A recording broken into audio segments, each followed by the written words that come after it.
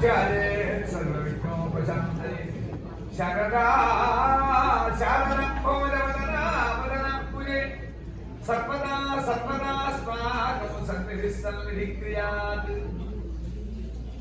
अम्बरं भुजत्कलकरं भुजसारदं रजन्तिकाणं परचारुमूर्ति प्रकटस्फुटभूषणरत्नदीपिका चुप्पितदिग्विभाग श्रुतिसूक्ति विविक्तनिज प्रभावभावं परवीति विस्तृतविकारिणः भारती एक अक्षता hold it. You have to hold it Akshata and you have to listen the katha. That is the after katha, drink the katha, find the akshata, please you have to put in the swami, then yourself. Then it will be fulfilled. नारायणं नमस्कृत्य जीवनरवन्तमो देवीं सरस्वतीं व्यासं ततो जयमुदीरयेत् పూర్వం నైమిషారణ్యంలో శౌనకాళి మహామునులు కూడా అనేక యజ్ఞకృతులు నిర్వర్తించిన అనంతరం శుక్రవారం నమస్కరించి మహానుభావ మానవాళి కోసం కదా మరి ఏం చేసినా కానీ ఈ యజ్ఞయాగాదికృతులు ఋష్యాదులైన నల్లాంటి వారికి మాలాంటి వారికి సాధ్యం కానీ సామాన్య ప్రజల వల్ల కాదు కదా. సామాన్య ప్రజలు కూడా మామలనే తత్తులైనటువంటి ఫలితాన్ని పొందాలి అంటే నాకు ఉపాయం చేయాలి. మానవాడికి తరుణోపాయం ఉన్నదాన్ని ఎప్పుడైతే ప్రాధేయపడి అడిగారో సూత్రవారు సెలవిస్తారు. చక్కటి ప్రశ్న అడిగారయ్యా మీరంతా చేరి ఇదే ప్రశ్న గురించి నామవారిని ముందుగానే మానవాడి కోసం సందరించుకొచ్చి ఉంచారయ్యా.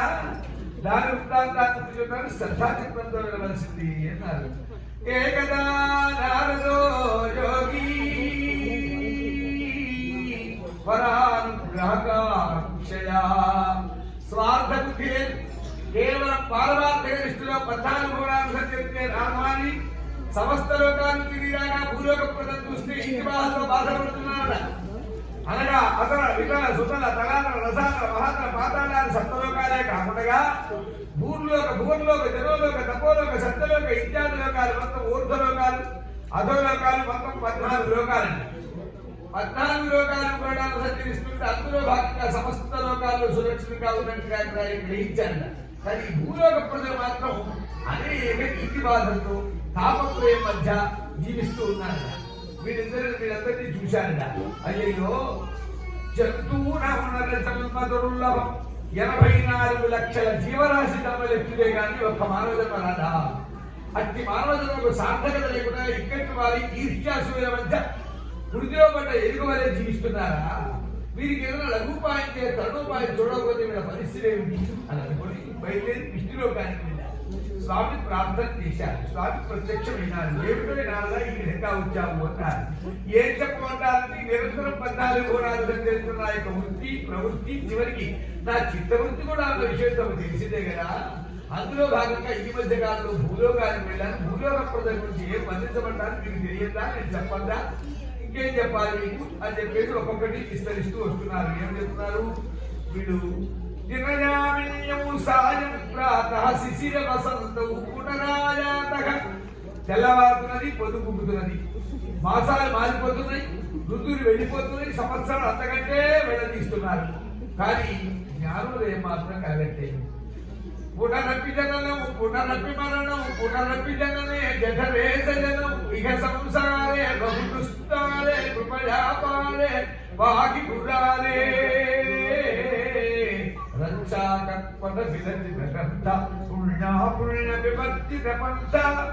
పుడుతున్నారు, పోతున్నారు, మళ్ళీ పుడుతున్నారు, జన్మన్నారు, మళ్ళీ పొట్టి మిట్లాడుతూ జీవిస్తున్నారు. ఇత్యాదులైనటువంటి ఈ యొక్క విషయానికి లఘుపాయం చేసి తరుణోపాయం ఏదైనా ఉండదా ఉన్నట్లయితే సెలవిస్తున్నాను.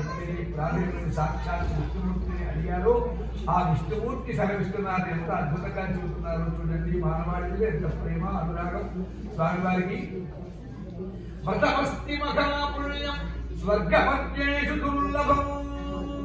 స్వర్గాద్యోర్ధ్వలోకములో లెస్సగా చెప్పిన విష్ణురత్వంతో కూడా వెళ్ళము, చరణత్వంతో కూడా వెళ్ళము, తత్వాన్ని నా యొక్క అవతారంతో కూడా వెళ్ళముందయ్యా. మతాన్ని సమస్త సుఖాలు అలవాలని జీవిస్తారు. అవతల స్వామి ఎవరెవరు చేయాలి, ఎక్కడ చేయాలి, కావలసిన వస్తు సంపాదన ఏంటి, బుద్ధులు ఏమిటి, మాసములు ఏమిటి, నక్షత్రులు ఏంటి ఇత్యాదులన్నీ కూడా ఒక్కొక్కదానికి అడుగుతుంటే సూచన చెప్తున్నారు. మాఘమాసమని, కార్తీక మాసమని, వైశాఖ మాసమని, ఏకాదశి, పౌర్ణిమ, సూర్య సంక్రమణం మరి ఇంతేకాక రాజులైన వారి విచారికి వెళ్ళినప్పుడు భక్తులైన వారి కష్టంతో ప్రతి శుభకార్యములకు ఆచరించారు. అనగా వివాహాది పుత్రకార్యములు, ఉపనయనాది శుభకార్యములు, గృహప్రవేశ, గృహారంభ, నామకరణ, హస్తప్రవణ, అక్షరాభ్యాస ఇత్యాది పుత్రులలో ఎప్పుడైనా జోడించి చేసుకోవచ్చు. చేస్తున్నారు. దానికి కావలసిన సందర్భాల్లో అరటిపళ్ళు, ఆవు పాలు, గోధుమపిండి, శర్కర, సన్నడితో చేసిన ప్రసాదం ఏదైతుందో ఆ యొక్క ప్రసాదం సపాదమును నామకరణం చేశారు. దాన్ని నైవేద్యం ఉంచుతే చాలు స్వామి ఆనందభరితులైపోతారని చెప్పారు. ఆ అరటిపళ్ళుతో కూడుకున్న ప్రసాద నైవేద్యం పెడితే చాలు. అంతే తప్ప ఎన్నో కొబ్బరికాయలు పట్టమని ఎక్కడా లేదు. ఏ కథలో చూసుకున్నా కొబ్బరికాయల ప్రశస్తి లేదు, కొబ్బరికాయ మాట లేదు, కొబ్బరికాయ విషయం లేదు. ఐదు కథలకు 5 కాయలు కొంటే కానీ మాటలు కొంతమంది. అంతేకాదు ఆ మాట మనకి తీసుకొచ్చి పెడతారు. కొబ్బరికాయలు పట్టకపోతే నలుగొడతారని భయం. వీటిని చాలా ఇబ్బందులు చాలా ఉంటాయి దీంట్లో. కాబట్టి ఏదేమైనప్పటికీ స్వామివారి యొక్క ఒక కథలో 9 కథలు ఉండేవండి. అదృష్టవశాత్తు ఇప్పుడు 5 కథలే చెప్పుకుంటున్నాం. ఈ 5 కథలే కానీ 9 కథలే కానీ ఏ కథలో చూసినా కొబ్బరికాయ ప్రశస్తి కానీ, కొబ్బరికాయ మాట కానీ, కొబ్బరికాయ పట్టమని కానీ, కొబ్బరికాయ తిట్టమని కానీ ఎక్కడ లేదు.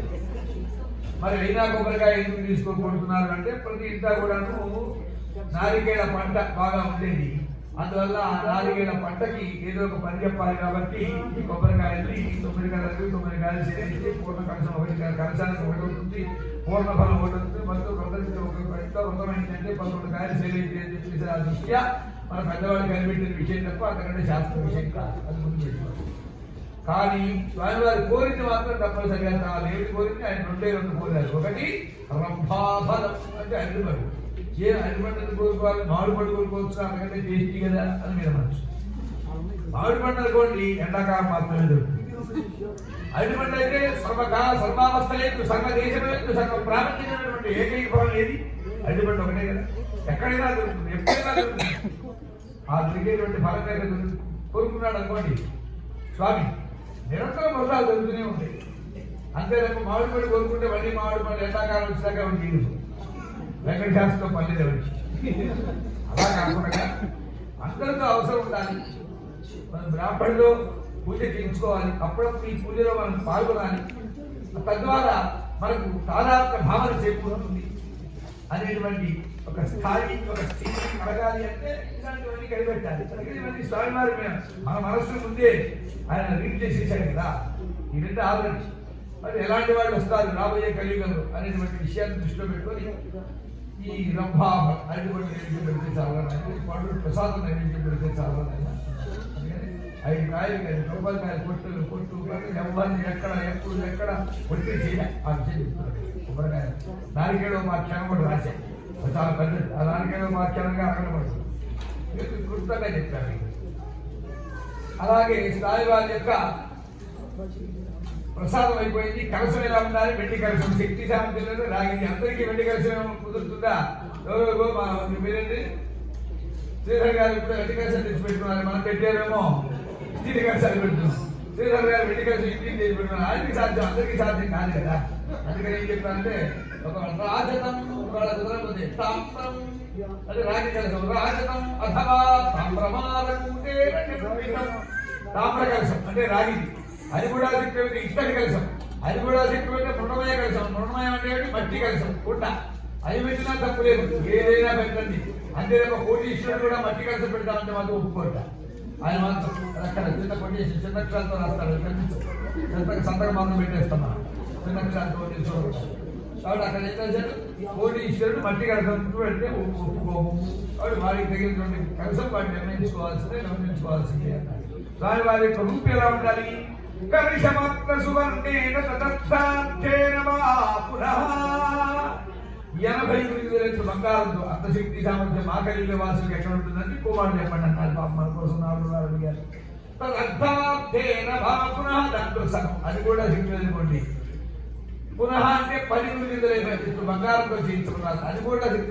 వెండి విగ్రహం కాదు, రాగి విగ్రహం కాదు, రాతి విగ్రహం కాదు, విష్ణుమూర్తి యొక్క విగ్రహం ఏదైనా సరే ఏదో లోహంతో విగ్రహం చేయించి పంచామృత అభిషేకం చేసి మంటపం మధ్యలో ఆవాహన చేసుకోమన్నారు. నిరంతరంగా ఆవాహన చేసిన తర్వాత విఘ్నేశ పద్మగా విష్ణు ప్రప్రథమంగా పూజ నక్షత్రములు ఆదిత్యాది నవగ్రహాలు వారందరినీ ఆహ్వానం చేసుకుని పగలంతా ఉపవాసం ఉండి సాయంకాలే దిశాముఖే పగలంతా ఉపవాసం ఉండాలి. సాయంకాలం కూడా యొక్క వ్రతం చేయాలి. తద్వారా ద్విగుణీకృత ఫలితం అనగా రెట్టింపు ఫలితం వస్తుందయ్యా. అదేమిటండి ఇప్పుడు చేసుకున్న దాంట్లో ఫలితం లేదంటే ఇప్పుడు చేసుకుంటే ఇప్పుడున్న ఫలితం ఉన్నది. అదే ఫలితం మీరు ఉపవాసం లేకుండా ఇప్పుడు దాకా 11 దాకా ఎవరైనా ఉపవాసం ఉంటాడు. మా ఒక్కొక్కరు ఇంట్లో చూడాలి 8కి వ్రతం వాడింట్లో వాడు ఫోన్ చేస్తారు, పూర్వరాత్రి చేస్తారు. అంటే మేము ఫాస్టింగ్ ఉండాలా, 8 o'clock వ్రతానికి ఫాస్టింగ్ ఉండాలా అంటే నేను ఏం చెప్పాలి? 5కి లేచి చేద్దామని అది కదా. మనం బాగా అక్కడికి 11 పెట్టుకున్నాము. బ్రేక్ఫాస్ట్ చేయడానికి వస్తారని నమ్మకంతో పెట్టాము. చేసే వచ్చారనుకోండి తప్పు లేదు. ఇబ్బంది ఉంది, కొంతమందికి ఔషధం వేసుకుంటారు, మందులు వేసుకుంటారు, వాళ్ళ ఆరోగ్యరీత్యా ఉండొచ్చు అని చెప్పి సాయంకాలం కూడా వ్రతం చేసుకోవాలండి. పగలంతా ఉపవాసం ఫలితం ఒకటి, వ్రతం చేసుకున్న ఫలితం ఒకటి, 2 ఫలితాలు వెళ్తున్నాయి కాబట్టి ద్విగుణీకృత ఫలితం వస్తుంది. అలాగే సాయంకాలం ఈ యొక్క వ్రతం చేసుకున్న తర్వాత కేవలం వారి దంపతులు మాత్రమే కూర్చొని చేసుకున్నారు.